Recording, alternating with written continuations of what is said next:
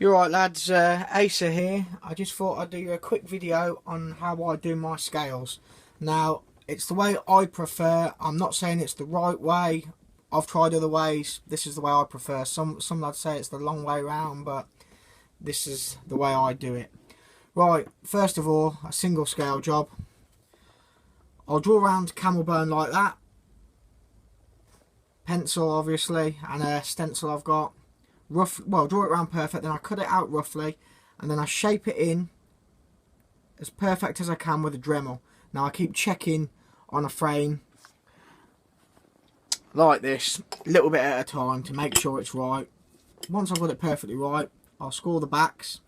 If I'm doing no liners, I can glue it straight away. If I'm doing liners, I have liners that's pre-cut, which I've already pre-cut myself. Cut them out roughly.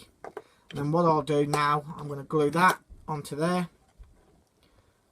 let it dry, and then I'll shape the metal liner into the scale, shape it in, and then glue it on. When I'm doing split scales like this, I cut all the bits out, although with these bits, I don't shape them in yet. As you can see the pencil marks around there, they're not shaped in perfect. And what I'll now do is I'll glue them bits together. There's no need to clamp them, you can push them together tight, as long as your surface is flat. Get all your edges all level, perfect, and that's what I'll do with them. Leave them to dry. Once they've dried, I'll then shape them in the same as these have been shaped in. Once they're shaped in, they'll be glued to the liners, and I'll go from there. This is the method I use to scale a Stanley blank, as the edges are chamfered, I think the word is, or I'm ignorant, I'll just say rounded. I find it better to scale like that for a rounded edge frame.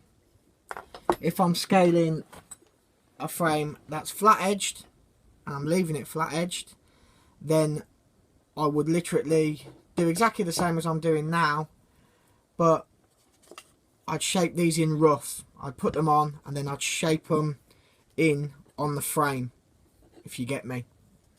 As for liners, to make my job easier, I would cut a liner out the same shape as this roughly and glue the liners to the frame. One side, then drill it, then glue the other side, then drill it, and then shaping the metal liners to the frame separate. So I basically have a core like that with a brass or copper liner each side, and then I'd put these rough bits on, I'd glue them on, and then shape them in. So basically I use two different techniques depending on what frame I'm using, whether it be flat edged or rounded edged or chamfered, as the word might be.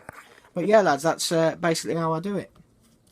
Bit messy gluing these bits up, but that's where the time comes in, because this glue would probably take 45 minutes to dry. Then I'll shape them up, then there's more gluing involved, so a hell of a lot of gluing involved. But yeah, the glue's ready to go. It's time to get messy lads. Have a good one. Cheers.